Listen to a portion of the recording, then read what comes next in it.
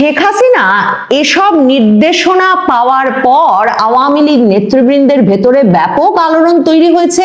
একে, তাদের সভানেত্রীর ভেতরকার আত্মবিশ্বাস তাদের ভেতর সংক্রমিত হয়েছে, আর তাদের কাছে মনে হয়েছে যেহেতু শেখ হাসিনা 5ই আগস্টের পর আগে কখনোই বলেন নাই যে দেশে ফিরে যাওয়ার পরিস্থিতি তৈরি হয়েছে, দেশে ফিরে যাওয়ার মানসিক বাস্তবিক আইনি প্রস্তুতি নেওয়া শুরু করা দরকার, কাজেই এই পরামর্শটি, এই যে শীর্ষ নেতৃবৃন্দের সভায় শেখ হাসিনার এই নির্দেশনাকে অত্যন্ত ইঙ্গিতবাহী বলে এবং ইতিবাচক বলে আওয়ামী লীগের শীর্ষ নেতৃবৃন্দ মনে করছেন। আওয়ামী লীগ সভানেত্রী শেখ হাসিনা 2024 সালের 5ই আগস্টের পর প্রথমবারের মতো তার দলীয় নেতৃবৃন্দের সঙ্গে এক সভায় দলীয় নেতাদেরকে দেশে ফিরে যাওয়ার মানসিক এবং বাস্তবিক প্রস্তুতি গ্রহণ করতে বলেছেন। শেখ হাসিনা এই সভায় এতটা আত্মবিশ্বাসের সঙ্গে দেশে ফিরে রাজনৈতিক কর্মকাণ্ডে সক্রিয় হওয়ার পরামর্শ দিয়েছেন তার দলের শীর্ষ নেতৃবৃন্দকে যে আওয়ামী লীগের শীর্ষ নেতাদের অনেকেই মনে করছেন যে শেখ হাসিনার কাছে নিশ্চয়ই কোনো গুরুত্বপূর্ণ পক্ষ থেকে সুস্পষ্ট এই ইঙ্গিত এসেছে যে বাংলাদেশের রাজনীতিতে আওয়ামী লীগের জন্য যথাযথ পরিসর সৃষ্টি করা হবে এবং সেটা খুব শিগগিরই হবে। শেখ হাসিনা কতগুলো সুনির্দিষ্ট নির্দেশনা দিয়েছেন বলে ওই সভায় উপস্থিত বিভিন্ন জনের সূত্রে জানা যাচ্ছে। সভাটি অনুষ্ঠিত হয়েছে ভার্চুয়ালি, বাংলাদেশ থেকে বিভিন্ন নেতা কর্মীরা সংযুক্ত হয়েছিলেন, শীর্ষ নেতৃবৃন্দরা সংযুক্ত হয়েছিলেন কলকাতা থেকে, আর দিল্লি থেকে সংযুক্ত হয়েছিলেন শেখ হাসিনা নিজে। কলকাতায় এক প্রেসিডিয়াম সদস্যের বাসায় আওয়ামী লীগের কার্যনির্বাহী পরিষদের কয়েকজন সদস্য সহ শীর্ষ নেতারা বসেছিলেন এ সভায়। শেখ হাসিনা সেখানে সরাসরি নির্দেশনা দেন যে একদিকে যেমন দেশে যে নেতাকর্মীরা আছেন তাদেরকে সক্রিয় করে তুলতে হবে যাতে সামনেই যে স্থানীয় সরকার নির্বাচন আসছে সে নির্বাচনে আওয়ামী লীগের তরফে তারা অংশ নিতে প্রস্তুত থাকেন। শেখ হাসিনা আওয়ামী লীগের নেতা কর্মীদের বিচারালয়ে আদালতে সক্রিয় ভূমিকা রেখে, মানে আইনি পরামর্শের দিক থেকে সক্রিয় হয়ে জামিনের ব্যবস্থা করা, সেখানে মামলা লড়ার ব্যাপারে সক্রিয় হওয়া এবং নেতা কর্মীদেরকে বিভিন্ন মামলায় যে তারা মাসের পর মাস আটক আছেন সেই আটকাবস্থা থেকে ছাড়িয়ে আনার জন্য নেতাদেরকে সক্রিয় হতে পরামর্শ দিয়েছেন। আওয়ামী লীগ সভানেত্রী শেখ হাসিনা পরামর্শ দিয়েছেন যে যারা বিদেশে আছেন, যে শীর্ষ নেতৃবৃন্দ, তাদেরকেও সক্রিয় হতে হবে যাতে তারা আইনিভাবে দেশে ফিরে আদালতে আত্মসমর্পণ করে কিংবা মামলা লড়ে নিজেদের মামলাগুলোর আইনি যেসব বাধা আছে সেগুলোর একটা মীমাংসা করতে পারেন। মানে যেভাবে বরাবর বাংলাদেশে আওয়ামী লীগ আমলে বিএনপি নেতৃবৃন্দ আর বিএনপি আমলে আওয়ামী লীগ নেতৃবৃন্দ শত শত মামলা একরকম ঘাড়ের ওপর রেখে রাজনীতি করে গেছেন, সেই পরিসরটা সৃষ্টি করার জন্য যে আইনি ব্যবস্থা গ্রহণ প্রয়োজন শেখ হাসিনা বলেছেন তা যেন আওয়ামী লীগ নেতৃবৃন্দ দ্রুততার সাথে গ্রহণ করেন। শেখ হাসিনা এই বিষয়গুলো যখন এতটা আত্মবিশ্বাসের সঙ্গে পরামর্শ দিচ্ছিলেন, ওই সভায় উপস্থিত আওয়ামী লীগের শীর্ষ নেতৃবৃন্দের সকলেই তখন বক্তব্য রেখেছেন এবং তাদের অনেকেই আশঙ্কা প্রকাশ করেছেন যে যখন বিএনপি সরকারের দিক থেকে এখনো কোনো স্পষ্ট ইঙ্গিত পাওয়া যায় নাই যে তারা সত্যি রাজনৈতিক কার্যক্রমে যে নিষেধাজ্ঞা আছে আওয়ামী লীগের ওপর সেটা তুলে নেবে কিনা, শেখ হাসিনা অত্যন্ত আত্মবিশ্বাসের সঙ্গে বলেছেন এক অবৈধ অনির্বাচিত ইউনূস সরকার অধ্যাদেশের মাধ্যমে আওয়ামী লীগের যে রাজনৈতিক কার্যক্রম নিষিদ্ধ করেছে সেই পন্থাটাই অবৈধ, কাজেই সেই অবৈধ পন্থা দেশে বিদেশে কোথাও গ্রাহ্য করা হবে না। শেখ হাসিনা বলেছেন যে সন্ত্রাস বিরোধী আইনের আওতায় এই যে আওয়ামী লীগের রাজনৈতিক কার্যক্রমের উপর নিষেধাজ্ঞা আরোপ করা হয়েছে, দেশে বিদেশে কোথাও একটি নির্বাচিত সরকার, সেটা বিএনপি সরকার হলেও প্রমাণ করতে পারবে না যে আওয়ামী লীগ দল হিসেবে এমন কোনো সন্ত্রাসবাদী কার্যক্রমে কখনো জড়িত ছিল যে কারণে সন্ত্রাস বিরোধী আইনের আওতায় রাজনৈতিক কার্যক্রম নিষিদ্ধ করে রাখা যায় আওয়ামী লীগের। এবং শেখ হাসিনা বলেছেন একটা নির্বাচিত সরকার, বিএনপি সরকারের পক্ষে আওয়ামী লীগের মতো একটা ঐতিহ্যবাহী বৈধ রাজনৈতিক দলকে বছরের পর বছর, দিনের পর দিন, মাসের পর মাস বাধা সৃষ্টি করে রাজনৈতিক পরিসরের বাইরে জবরদস্তি করে রাখা কোনোভাবেই তার ভাবমূর্তির জন্য দেশে বিদেশে মঙ্গলজনক হবে না। শেখ হাসিনা এই যে রাজনৈতিক কার্যক্রমে আওয়ামী লীগের ওপর যে নিষেধাজ্ঞা, সে বিষয়টাকেই বিএনপি সরকার ক্ষমতায় আসবার পর যে এতটা মানে একরকমের তুচ্ছ করে দেখছেন, তাতে স্পষ্ট এমন ইঙ্গিত আওয়ামী লীগের নেতৃবৃন্দ পেয়েছেন যে একটা অনির্বাচিত অবৈধ ইউনূস সরকারের শাসনামল শেষে একটা নির্বাচিত রাজনৈতিক সরকার দেশে ফেরার পর শেখ হাসিনা একটা গণতান্ত্রিক রাজনৈতিক পরিবেশ প্রত্যাশা করছেন। ইউনূস সরকারের আমলে আওয়ামী লীগ কিন্তু আন্তর্জাতিক অপরাধ ট্রাইব্যুনাল থেকে উচ্চ আদালত, কোনো আদালতে তার নেতাদের জন্য সক্রিয়ভাবে দলীয়ভাবে কোনো আইনি পরামর্শক দল গঠন করে তাদের জামিনের ব্যবস্থা কিংবা তাদের মামলা লড়ার ব্যবস্থা করতে সক্রিয় হয় নাই। কারণ শেখ হাসিনা সহ আওয়ামী লীগ বারবার বলে এসেছেন যে ইউনূস সরকারের এই বিচার যে কার্যগুলো পরিচালনা করছে, সেগুলোকে এই অবৈধ সরকার, ইউনূস সরকার এমন ভাবে প্রভাবিত করার চেষ্টা করছে যে মামলা লড়ে এই সময়ে আওয়ামী লীগের নেতৃবৃন্দের তরফে কোনো লাভ পাওয়ার কিংবা কোনো আইনি প্রতিকার পাওয়ার কোনো সম্ভাবনা নাই।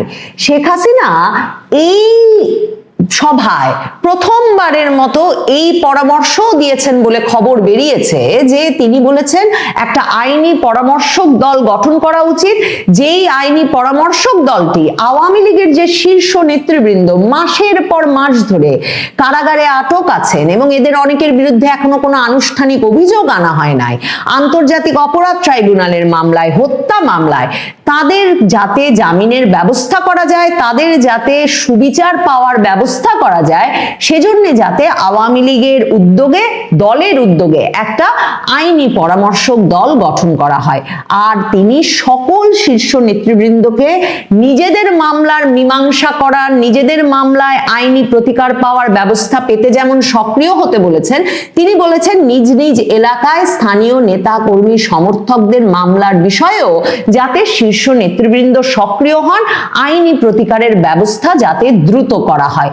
শেখ হাসিনা এসব নির্দেশনা পাওয়ার পর আওয়ামী লীগ নেতৃবৃন্দের ভেতরে ব্যাপক আলোড়ন তৈরি হয়েছে। একে, তাদের সভানেত্রীর ভেতরকার আত্মবিশ্বাস তাদের ভেতর সংক্রমিত হয়েছে। আর তাদের কাছে মনে হয়েছে যেহেতু শেখ হাসিনা 5ই আগস্টের পর আগে কখনোই বলেন নাই যে দেশে ফিরে যাওয়ার পরিস্থিতি তৈরি হয়েছে, দেশে ফিরে যাওয়ার মানসিক বাস্তবিক আইনি প্রস্তুতি নেওয়া শুরু করা দরকার, কাজেই এই পরামর্শটি, এই যে শীর্ষ নেতৃবৃন্দের সভায় শেখ হাসিনার এই নির্দেশনাকে অত্যন্ত ইঙ্গিতবাহী বলে এবং ইতিবাচক বলে আওয়ামী লীগের শীর্ষ নেতৃবৃন্দ মনে করছেন। দেখেন, শেখ হাসিনা কিন্তু কোনো ডেডলাইন দেন নাই। শেখ হাসিনা বলেছেন দ্রুত, কিন্তু শেখ হাসিনা বলেন নাই এ মাসের মধ্যে, আগামী মাসের মধ্যে, 3 মাসের মধ্যে। কিন্তু বাংলাদেশের শীর্ষস্থানীয় পত্রিকা আমার দেশ, পরিচিতি যার আওয়ামী বিরোধী সংবাদপত্র হিসেবে নিশ্চিতভাবে সম্পাদক মাহমুদুর রহমানের আমার দেশ পত্রিকা স্পষ্ট করে শিরোনাম করছে যে 26শে মার্চ ঘিরে প্রত্যাবর্তনের ছক কষছে নিষিদ্ধ আওয়ামী লীগ। এবং আমার দেশ পত্রিকা বলছে যে শেখ হাসিনার নির্দেশনায় এই যে 12ই ফেব্রুয়ারির নির্বাচনের দিন থেকে আওয়ামী লীগ নেতা কর্মী সমর্থকেরা সারা দেশে বিভিন্ন জায়গায় আওয়ামী লীগ কার্যালয় খুলে সেখানে শেখ হাসিনা বঙ্গবন্ধুর ছবি লাগিয়েছে, স্লোগান দিয়েছে, সেসব ছবি ভিডিও আবার সামাজিক যোগাযোগ মাধ্যমে প্রচার করেছে। আমার দেশ পত্রিকা বলছে সারা দেশের অন্তত 39টি জায়গায় আওয়ামী লীগ কার্যালয় খুলে ফেলেছে 12 তারিখ থেকে। আমার দেশ বলছে এটা একটা বড় নিশানা যে আওয়ামী লীগ খুব শিগগিরই রাজনীতিতে ফিরছে এবং সক্রিয়ভাবে ফিরছে এবং প্রশাসন তাদেরকে সেভাবে বাধাগ্রস্ত করছে না।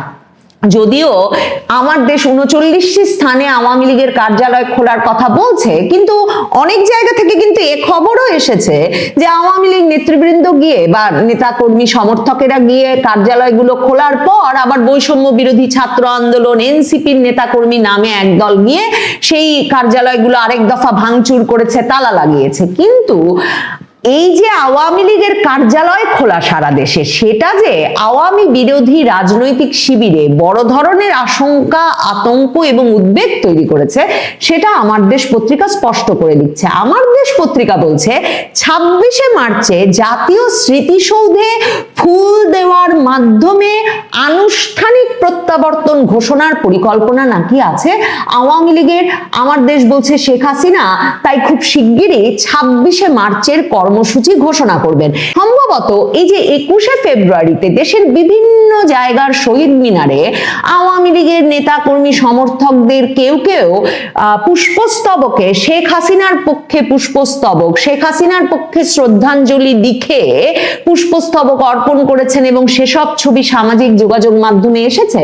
সম্ভবত আমার দেশ পত্রিকা তার ভিত্তিতে বা সেসবের সূত্র ধরেও এমন একটা সন্দেহ বা আশঙ্কা প্রকাশ করে থাকতে পারে। আমার দেশ বলছে স্বাধীনতা দিবসের আবেগ ও জাতীয় চেতনাকে ঢাল হিসেবে ব্যবহার করে আওয়ামী লীগ রাজনীতিতে ফেরার সুদূর প্রসারী ও বিতর্কিত পরিকল্পনা হাতে নিয়েছে।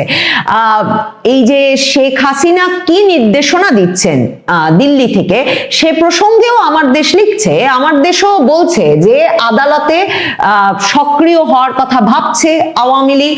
তারা বলছে যে পরিকল্পনার অংশ হিসেবে দিল্লি থেকে শেখ হাসিনা অনলাইন প্ল্যাটফর্মের মাধ্যমে এই নির্দেশনা দিয়েছেন যে পলাতক মাঝারি ও তৃণমূল পর্যায়ের নেতারা দেশে ফিরবে এবং তাদের কৌশল হলো দেশে ফিরে আত্মসমর্পণ বা গ্রেফতার হওয়া, এরপর জেলখানাকে কেন্দ্র করে নেতা কর্মীদের আবেগ জাগিয়ে তোলা এবং আদালতের বারান্দায় হাজির হওয়ার সময় গণমাধ্যমের একাংশকে ব্যবহার করে একটা মজলুম ইমেজ তৈরি করা। এছাড়া জেলে থাকা নেতাদের ঘিরে নিজ বলয়ের নেতাকর্মীদের উজ্জীবিত করা এবং পরিবারের সদস্যরা নিয়মিত জেলখানায় গিয়ে দেখা করার মাধ্যমে দলীয় যোগাযোগ বাড়ানো। এসব প্রসঙ্গে কিন্তু ওই সভায় কথা হয়েছে। বরিশালের একজন সাবেক সংসদ সদস্য আদালতে গিয়ে আত্মসমর্পণ করেছেন এবং জামিন পেয়েছেন। আওয়ামী লীগের একজন সাবেক নারী সংসদ সদস্য, তিনি কয়েক মাস জেল খাটার পর সম্প্রতি জামিন পেয়েছেন। এই ইঙ্গিতগুলোকে অত্যন্ত ইতিবাচক হিসেবে দেখা হচ্ছে এবং এই আলাপটা হয়েছে যে আওয়ামী লীগের নেতৃবৃন্দকে, শীর্ষ নেতৃবৃন্দকেও দেশে ফিরে আইনিভাবে তাদের বিরুদ্ধে মামলাগুলো মোকাবেলা করতে হবে, যাতে তাদের দেশে থাকা নেতা কর্মী সমর্থকেরা আস্থা পান যে তারা যে জুলুমের মধ্য দিয়ে গেছেন তাদের নেতারাও সেই জুলুমের মধ্য দিয়ে যেতে এক রকমের প্রস্তুত। আমার দেশ পত্রিকা বলছে যে বিএনপির উচ্চ পর্যায়ের একাধিক দায়িত্বশীল সূত্রের সঙ্গে যোগাযোগ করেও তারা কিছুতেই জানতে পারে নাই যে বিএনপি আওয়ামী লীগের রাজনৈতিক প্রত্যাবর্তনের বিষয়টিকে কিভাবে দেখছে বা কিভাবে মোকাবেলা করতে চায়। আমার দেশ বলছে যে মনে হয়েছে সরকার এখনো চূড়ান্ত কৌশল নির্ধারণ করতে পারেনি এবং সেই বিষয়টা উদ্বেগজনক।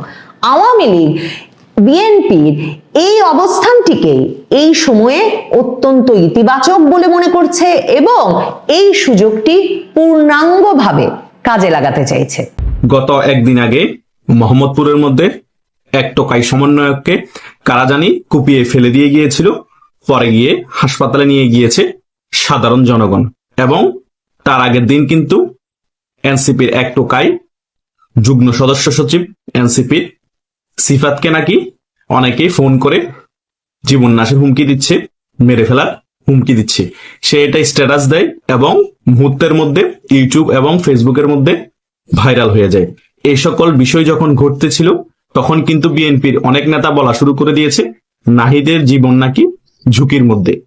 ভাই, নাহিদের জীবন 5 আগস্টের পরবর্তী সময় থেকে ঝুঁকির মধ্যে। এই নাহিদ ইসলামকে সাধারণ জনগণ জায়গা মতো পেলে এমনিতেই মেরে ঝুলিয়ে দিবেন। কিছুদিন আগে দেখেন নাই নেপালে একটি কোর্ট থেকে রায় হয়েছে, যারা গণঅভ্যুত্থানের মধ্যে ষড়যন্ত্রকারী ছিল নেপালের মধ্যে 10 জনের ফাঁসি কার্যকর হয়ে গিয়েছে। এই টোকাই নাহিদ ইসলাম না, খালি নাহিদ ইসলামের আশেপাশে মলম হাসনাত, সার্ভিস আলম, আরো যতগুলো আছে এরকম টোকাই সমন্বয়ক, সকলকে ফাঁসির দড়িতে ঝুলতে হবে। টপ 20-30 জনকে তো 100% ঝুলতে হবে। এমনিতেই তো তারা জীবনে ঝুঁকিতে আছে, তারপর যে কোনো মুহূর্তে তাদেরকে হাতের মতো কেউ ফেলে দিতে পারে। কথা বোঝেন না? পার্সোনাল শত্রুতা থাকলে তাদেরকে ফেলে দিয়ে আওয়ামী লীগের উপর ট্যাগ লাগানো খুব সোজা হবে, তাই এদেরকে ফেলে দেওয়া খুবই ইজি। এদেরকে বিএনপিও সিস্টেমে ফেলে দিতে পারে। এখন বলতে পারেন তারা তো এখন এমপি হয়ে গেছে, আরে ভাই পেটলা নাহিদ এমপি হয়েছে, মলম হাসনাত এমপি হয়েছে, তো কি হয়েছে? তারা কি লিগেল ভোটে কোনো এমপি হয়েছে? সিলেকশন ছিল, ডক্টর ইউনূস তাদের 5-6 জনকে এমপি বানিয়ে দিয়েছে, ক্ষমতা ছিল। এমপি হয়ে গেলে কি তাদের উইকেট পড়া যায় না? 100%। যেখানে 1971 সালের পরে বঙ্গবন্ধু তো প্রভাবশালী নেতা ছিল, বঙ্গবন্ধুর সম্পূর্ণ ফ্যামিলি সহ মেরে ফেলার চেষ্টা করা হয়েছে। জিয়াউর রহমান কত জনপ্রিয় নেতা ছিল বঙ্গবন্ধুর পরে, জিয়াউর রহমানকে মেরে ফেলা হয়েছে। এরশাদকে গণঅভ্যুত্থানের মাধ্যমে জেলে ঢুকানো হয়েছে, সিস্টেমে পেলে এরশাদকে মেরে ফেলা হতো। তো যেখানে রাষ্ট্রপতি নিরাপত্তা নাই, যেখানে প্রধানমন্ত্রীর নিরাপত্তা নাই, সেখানে এ সকল টোকাই সমন্বয় কোথার চ্যাটার বালার এমপি হয়েছে বিনা ভোটে অটো সিলেকশনে, তাদের কিসের নিরাপত্তা? তাদের জীবন তো এমনিতে ঝুঁকির মধ্যে। কথা বুঝেন নাই? হয়তোবা বিএনপিও যদি চায়, এখন বিএনপিও এই সকল টোকাই এনসিপি না তাদেরকে লটকাই ফেলতে পারবে। আওয়ামী লীগ ক্ষমতায় আসা লাগবে না, বিএনপি জাস্ট এদেরকে জিয়ে রেখেছে। আওয়ামী লীগ যদি ফেরার চেষ্টা করে, রাজপথে নেমে রাজপথ দখল করার চেষ্টা করে, আবার ক্ষমতায় আসার চেষ্টা করে, তখন এই সকল টোকাই এনসিপি নেতাদেরকে এবং শিবিরদেরকে, জামাতকে ব্যবহার করে তারা সহ জোট হয়ে আওয়ামী লীগকে যাতে দমন করতে পারে সে কারণে তাদেরকে জিয়ে রাখছে। কিন্তু তারা যদি বেশি মাথাচাড়া দিয়ে উঠে, বিএনপিকে বেশি চাপ দেওয়া শুরু করে, দমন করার প্ল্যানিং করে বিএনপিকে আন্দোলনে নামার ভয় দেখিয়ে, তখন কিন্তু এদেরকে টুটি চেপে ধরবে। এরাও সেটা বোঝে, সে কারণে বিএনপিকে বেশি দমন করার চেষ্টা করছে না, আন্দোলনের নেমে রাজপথে কোন ধরনের ভয়ভীতিও দেখাচ্ছে না। এমপি হয়েছে, ওরা ওদের কাজ করতেছে ওদের আসনে, বিএনপিও মোটামুটি ওদের কাজ ওরা চালিয়ে যাচ্ছে। কথা বুঝতে পারছেন? মোটামুটি ভাগ বাটোয়ারা, মামু ভাগনা যে নির্বাচন হয়েছে সেভাবে করে দেশটা এখন পরিচালনা করতেছে। নামে মাত্র বিরোধী দল হচ্ছে এই জামাত ইসলামী, যারা আশেপাশে জোট আছে তারা তাদের কাজ করতেছে, বিএনপির কাজ করতেছে, মানে ভাগে যেগুলো লুটুপুটে খাচ্ছে। হয়তোবা বিএনপির ভাগ একটু বেশি, কারণ বিএনপি রাজনৈতিক ভাবে বড় দল এবং ক্ষমতায় আছে, সে কারণে বিএনপি একটু বেশি খাচ্ছে। এই সকল টোকা এনসিপি, জামাত শিবির, জামাত ইসলাম, অন্যান্য জোট গুলা কম খাচ্ছে। মানে অ্যান্টি আওয়ামী লীগের যারা আছে তারা মোটামুটি সরকার ক্ষমতায় না থাকলেও তারা ক্ষমতায় উপভোগ করতেছে, কারণ তারা যে কোনো সময় যে কোনো কিছু করতে পারছে। শুধু আওয়ামী লীগের সমর্থক যারা আছে, যারা আওয়ামী লীগকে সমর্থন করে, তারাই শুধু কষ্টে আছে, তারাই ঘর বাড়ি ছাড়া, তারাই মামলা হামলার ভয়ে আছে। আর বাংলাদেশে কেউ মামলা হামলার ভয়ে নাই, কেউ ঘর বাড়ি ছাড়া নাই। কিন্তু আওয়ামী লীগের জনসমর্থন তো হিউজ, প্রায় 50% মতো। এই 50% লোক বাংলাদেশে কষ্টে আছে, ঘর বাড়ি ছাড়াই রোজার মাসও কষ্ট করছে, অনেকে নিরীহ কর্মী জেলের ভিতর আছে। আর 50% মানুষ মজাতে আছে, দেশের টাকা লুটপাট করছে, বেফাস কথাবার্তা বলছে, চাঁদাবাজি করছে, দেশের টাকা লুটপাট করে বিদেশে পাচার করছে। আর 5 আগস্ট পরবর্তী সময় ডক্টর ইউনূস সরকারের আমলও যারা ক্ষমতায় ছিল তারা তো হাজার হাজার কোটি টাকা অলরেডি পাচার করে দিয়েছেও।